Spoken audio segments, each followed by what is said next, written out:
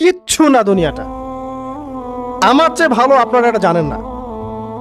কিচ্ছু না দুনিয়াটা, মানে মুহূর্তে ডিজাস্টার হয়ে যেতে পারে।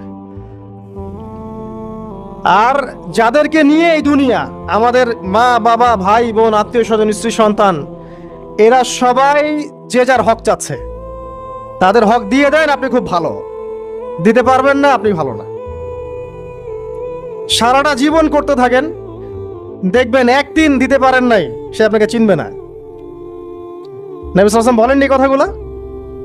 জাহান্নামে যাওয়ার কারণ এগুলো উল্লেখ করেন নাই? কিসের আত্মীয় আর কিসের আপনজন আর কিসের অফিসের বস আর কিসের কি, সবাই সবার স্বার্থ নিয়ে পড়ে আছে। শুধু একজন সত্তা আপনার কাছে স্বার্থ চায় না, সে কে? আল্লাহ পাক। এটা যদি বুঝতে পারেন তাহলে দেখবেন মনটা আল্লাহর দিকে নরম হয়ে যাবে। আর মুসলিমদের এখন এই মানসিক আত্মশুদ্ধিটা বেশি দরকার। আমরা কেন যেন অস্থির জাতি হয়ে গেছি এখন, একটা মানসিকভাবে শান্তি নেই আমাদের মধ্যে। খেয়াল করে দেখবেন, সারা দিন দুশ্চিন্তা, দুর্ভাবনা, পেরেশানি। নামাজে আসি তাও মনে হয় যত তাড়াতাড়ি নামাজ শেষ করতে পারলে বাঁচ। 5 মিনিট 4 রাকাত নামাজ, আর ইমাম যদি ভুলে 10 মিনিট পড়ায় তো চাকরি নট।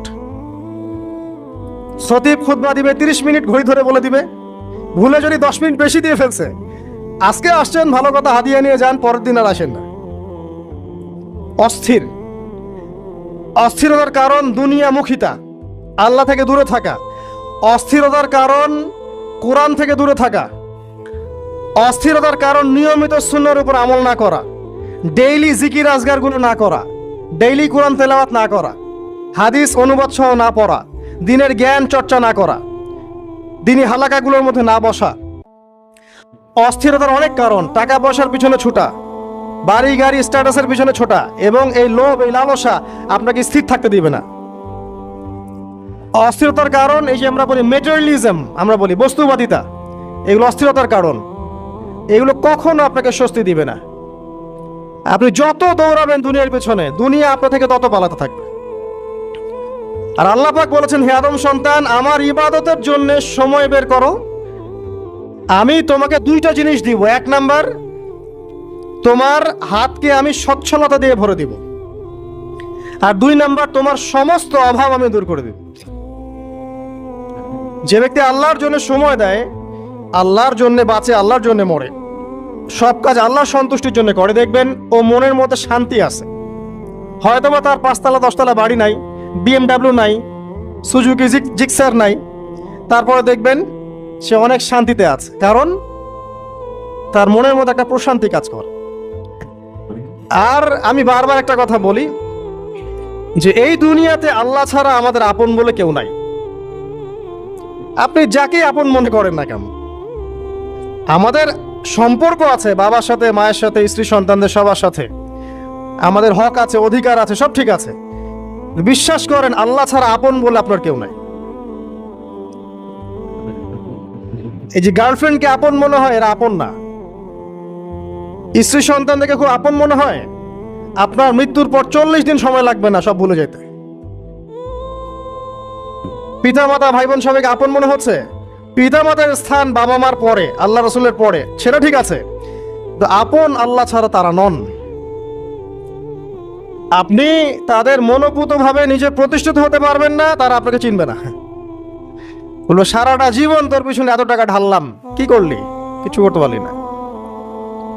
আবার এখন যারা পিতা মাতা হয়েছেন, সন্তানদেরকে আপন মনে হচ্ছে, দেখবেন এই সন্তানকে আপনি আপনার মনোপুতভাবে সম্পত্তি দিতে পারবেন না, ভরণ পোষণ দিতে পারবেন না। এই সন্তান বড় হয়ে আপনাকে বৃদ্ধাশ্রমে পাঠিয়ে দিতে পারে, নাউজুবিল্লাহ। অথবা আপনার সাথে এই সন্তানই খারাপ ব্যবহার করবে। আপন মনে হচ্ছে? আল্লাহ ছাড়া কেউ আপন না। আল্লাহ ছাড়া আপন কেউ না, আর আল্লাহ ছাড়া সত্যিকার অর্থে আপনাকে আমাকে ভালো কেউ বাসে না। শুধু আল্লাহ আপনাকে ভালোবাসেন। এটা আপনারা হারে হারে উপলব্ধি করবেন যত দিন যাবে ইনশাআল্লাহ। তাই শুধু সেই আল্লাহর জন্যই নিজেকে খালেস করে দেন, আর যার যার হক তাকে তাকে দিয়ে দেন।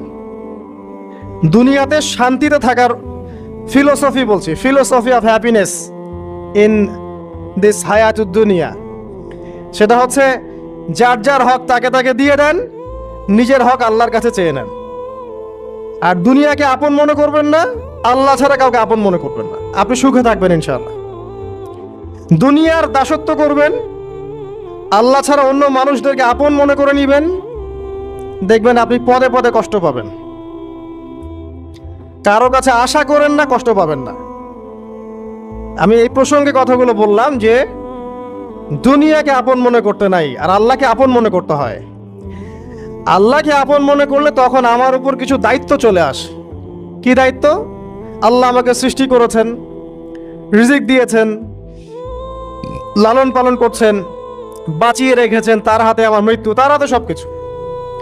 তো এখন আল্লাহ পাকের জন্য নিজের জীবনটাকে খালেজ করে নেয়া, যেভাবে আল্লাহ পাক চলতে বলেছেন সেভাবে চলা, যেগুলোকে আল্লাহ পাক নিষেধ করেছেন বর্জন করা। আর রাসূলুল্লাহ সাল্লাল্লাহু আলাইহি ওয়াসাল্লামের সুন্নাহ আল্লাহ পাক রেখে দিয়েছেন আমাদের সামনে। এই সুন্নাহগুলো যদি আমরা অনুসরণ করতে পারি, ইনশাআল্লাহ এই দুনিয়াতে কিছু পাই বা না পাই, ইনশাআল্লাহ পরকালে আপনি আল্লাহর ক্ষমা পাবেন ইনশাআল্লাহ তাআলা। কোরআনের সূরাগুলার অর্থ সব খুতবায় বলা যায় না, সময় সংকলন হয় না। এত চমৎকার ওয়াদ-দুহা সূরা আছে না, শপথ দ্বিপ্রহরের, ওয়াল-লাইলি ইযা সাজা, শপথ রাতের যখন সেটা আচ্ছাদিত হয়। মা ওয়াদ্দাআকা রাব্বুকা ওয়া মা ক্বালা, আল্লাহ কত মায়া দিয়ে তার নবীকে বলছেন যে তোমার আল্লাহ তোমাকে ছেড়েও দেন নাই, তোমার আল্লাহ তোমাকে ছেড়ে দেন নাই। ওয়ালা সাউফা ইউতিকা রাব্বুকা ফাতারদা, শীঘ্রই তোমার রব তোমাকে দান করবেন এবং তুমি সন্তুষ্ট হয়ে যাও। দুনিয়াতে চলতে গেলে দুঃখ কষ্ট হয় না? যারা ঈমান নিয়ে চলে ওদের দুঃখ কষ্ট বেশি হয়। তা আল্লাহ বলছেন টেনশন করো না, কষ্ট পেও না, তোমার রব তোমাকে ছেড়ে দেননি। ওয়ালা সাউফা ইউতিকা রাব্বুকা ফাতারদা, তোমার রব তোমাকে শীঘ্রই দান করবেন আর তুমি সন্তুষ্ট হয়ে যাবে। আলাম ইয়াজিদকা ইয়াতীমান ফাআওয়া, আল্লাহ বলছেন আল্লাহ কি তোমাকে ইতিম রূপে পাননি, এরপর আল্লাহ কি তোমাকে প্রতিপালন করে বড় করেননি? ওয়াজাদাকা দাল্লান ফাহাদা, আল্লাহ কি তোমাকে পথভ্রষ্ট পান নাই, তোমাকে আল্লাহ পাক হেদায়েত দেন নাই? তো আল্লাহ যে এগুলো করেছেন সে আল্লাহ তোমাকে পরকালে ইনশাআল্লাহ ভালো রাখবেন। ফাআম্মাল ইয়াতীমা ফালা তাকহার, তো তুমি এতিমদের প্রতি কঠোর হয়ো না। ওয়া আম্মা সাইলা ফালা তানহার, কেউ চাইলে তার হাতকে খালি ফিরিও না, ধমক দিও না। ওয়া আম্মা বিনিআমাতি রাব্বিকা ফাহাদ্দিস, তোমার রবের এই সমস্ত নিয়ামতগুলো তুমি মানুষের কাছে বর্ণনা করতে থাকো। এর পরের সূরা থেকে খেয়াল দেখবেন, সূরা আলাম নাশরাহ লাকা সাদরাক, মনে হয় দুটো একটা আরেকটার সাথে পেয়ার।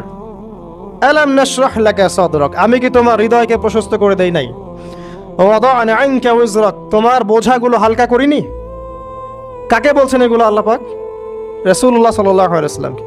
তো যে মানুষটা জান্নাতে যাবে নিশ্চিত, এবং যিনি জান্নাতের দরজা না খুললে জান্নাতের দরজা কারো জন্য খোলা হবে না, যে মানুষটা হচ্ছে ভদ্র, স্মার্ট, বিচক্ষণ, কোনো মানুষ পৃথিবীতে নাই। সকল ধর্মের মানুষ মানে এটা।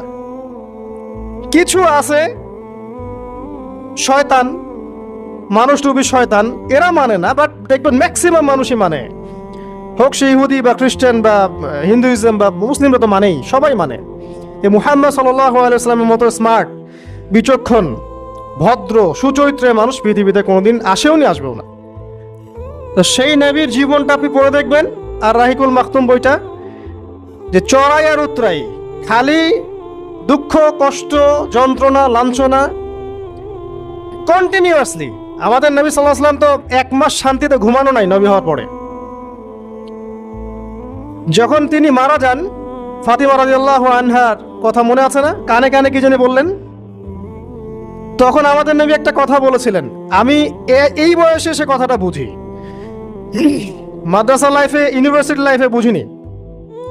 নবীজি বলেছিলেন তার মেয়েকে, ফাতিমা রাদিয়াল্লাহু আনহা তার কষ্ট দেখে কান্নাকাটি শুরু করলেন। আমাদের নবীজি তাকে কাছে ডেকে বললেন কানে কানে যে কি জানি একটা বললেন। তারপর ফাতিমা রাদিয়াল্লাহু আনহা চুপ করে গেলেন। তো পরে জিজ্ঞাসা করা হলো কি বলেছিলেন, তিনি বললেন আব্বাজান বলেছেন আজকের পর তোমার আব্বার কোনো কষ্ট থাকবে না। আর তুমি আমার পরিবারের মধ্যে সবার আগে আমার সাথে সাক্ষাৎ করবে।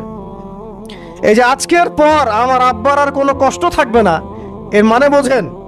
মানে সারাটা নববী জীবন কত যে কষ্ট নবী সাল্লাল্লাহু আলাইহি ওয়াসাল্লামকে সহ্য করতে হয়েছে। আজকে জান্নাতে যাওয়ার দিন, আজকে আর তোমার আব্বার কোনো কষ্ট থাকবে না। এই মানুষটার যদি এই অবস্থা হয়, তাহলে আমরা কি? আল্লাহ পাক সেই মানুষটাকে এই সূরা দুটো শোনাচ্ছেন, আমি কি তোমাকে এতিম পাই নাই, তোমাকে পথভ্রষ্ট পাই নাই, হেদায়েত দেই নাই, ভরণ পোষণ করিনি, আমি আল্লাহ তোমাকে ছেড়ে দেই নাই, শীঘ্রই তোমাকে দান করব, হ্যাঁ, তোমার বোঝাকে আমি হালকা করিনি। ফাইন্না মাআল উসরি ইউসরা, ইন্না মাআল ইউসরি ইউসরা। কষ্টের সাথেই স্বস্তি আছে, নিশ্চয়ই কষ্টের সাথেই স্বস্তি আছে। ফাইদা ফারাগতা ফানসাব ওয়া ইলা রাব্বিকা ফারগাব। যখন তুমি অবসর পাবে তখন তোমার রবের দিকে একনিষ্ঠ হও। এটাই বলতে যাচ্ছি আমি আপনাদেরকে, যে আমাদের উচিত শুধু আল্লাহর দিকে একনিষ্ঠ হওয়া, দুনিয়াকে ভালো না বাসা, কিচ্ছু না দুনিয়াটা। আমার চেয়ে ভালো আপনারা এটা জানেন না, কিচ্ছু না দুনিয়াটা। মানে মুহূর্তে ডিজাস্টার হয়ে যেতে পারে। আর যাদেরকে নিয়ে এই দুনিয়া, আমাদের মা বাবা ভাই বোন আত্মীয় স্বজন স্ত্রী সন্তান, এরা সবাই যে যার হক চাচ্ছে, তাদের হক দিয়ে দেন, আপনি খুব ভালো। দিতে পারবেন না, আপনি ভালো না। সারাটা জীবন করতে থাকেন, দেখবেন একদিন দিতে পারেন নাই, সে আপনাকে চিনবে না। নবী সাল্লাল্লাহু আলাইহি ওয়াসাল্লাম বলেননি কথাগুলো? জাহান্নামে যাওয়ার কারণ এগুলো উল্লেখ করেন নাই? কিসের আত্মীয় আর কিসের আপনজন আর কিসের অফিসের বস আর কিসের কি, সবাই সবার স্বার্থ নিয়ে পড়ে আছে। শুধু একজন সত্তা আপনার কাছে স্বার্থ চায় না, সে কে? আল্লাহ পাক। এটা যদি বুঝতে পারেন তাহলে দেখবেন মনটা আল্লাহর দিকে নরম হয়ে যাবে। আর মুসলিমদের এখন এই মানসিক আত্মশুদ্ধিটা বেশি দরকার। আমরা কেন যেন অস্থির জাতি হয়ে গেছি এখন, একটা মানসিকভাবে শান্তি নেই আমাদের মধ্যে। খেয়াল করে দেখবেন, সারা দিন দুশ্চিন্তা, দুর্ভাবনা, পেরেশানি। নামাজে আসি তাও মনে হয় যত তাড়াতাড়ি নামাজ শেষ করতে পারলে বাস। 5 মিনিট 4 রাকাত নামাজ, আর ইমাম যদি ভুলে 10 মিনিট পড়ায় তো চাকরি নট। খতিব খুতবা দিবে 30 মিনিট ঘড়ি ধরে বলে দিবে, ভুলে যদি 10 মিনিট বেশি দিয়ে ফেলছে, আজকে আসছেন ভালো কথা, হাদিয়া নিয়ে যান, পরের দিন আর আসেন না। অস্থির। অস্থিরতার কারণ দুনিয়ামুখিতা, আল্লাহ থেকে দূরে থাকা। অস্থিরতার কারণ কোরআন থেকে দূরে থাকা। অস্থিরতার কারণ নিয়মিত সুন্নাহর উপর আমল না করা, ডেইলি জিকির আজগারগুলো না করা, ডেইলি কোরআন তেলাওয়াত না করা, হাদিস অনুবাদ সহ না পড়া, দিনের জ্ঞান চর্চা না করা, দিনী হালাকাগুলোর মধ্যে না বসা। অস্থিরতার অনেক কারণ, টাকা পয়সার পিছনে ছুটা, বাড়ি গাড়ি স্ট্যাটাসের পিছনে ছোটা, এবং এই লোভ, এই লালসা আপনাকে স্থির থাকতে দিবে না। অস্থিরতার কারণ এই যে আমরা বলি মেটেরিয়ালিজম, আমরা বলি বস্তুবাদিতা, এগুলো অস্থিরতার কারণ। এগুলো কখনো আপনাকে স্বস্তি দিবে না। আপনি যত দৌড়াবেন দুনিয়ার পেছনে, দুনিয়া আপনার থেকে তত পালাতে থাকবে। আর আল্লাহ পাক বলেছেন, হে আদম সন্তান, আমার ইবাদতের জন্য সময় বের করো, আমি তোমাকে 2টা জিনিস দিব। 1 নাম্বার, তোমার হাতকে আমি সচ্ছলতা দিয়ে ভরে দিব, আর 2 নাম্বার, তোমার সমস্ত অভাব আমি দূর করে দিব। যে ব্যক্তি আল্লাহর জন্য সময় দেয়, আল্লাহর জন্য বাঁচে, আল্লাহর জন্য মরে, সব কাজ আল্লাহর সন্তুষ্টির জন্য করে, দেখবেন ও মনের মধ্যে শান্তি আছে। হয়তোবা তার 5 তলা 10 তলা বাড়ি নাই, BMW নাই, সুজুকি জিক্সার নাই, তারপরে দেখবেন সে অনেক শান্তিতে আছে, কারণ তার মনের মধ্যে একটা প্রশান্তি কাজ করে। আর যে ব্যক্তির মধ্যে দেখবেন আল্লাহর কনসিয়াসনেস নাই, ইবাদত নাই, কোরআন সুন্নাহ এগুলো কিচ্ছু নাই, দুনিয়ার সব আছে, দেখবেন ব্যাংক ব্যালেন্স, টাকা পয়সা, মনে শান্তি নাই। এই মনের শান্তিটাকেই উসমান রাদিয়াল্লাহু আনহু বলতেন যে আল গিনা, মানে ধনাঢ্য, ধনী বলি না আমরা, এটাই হচ্ছে ধন।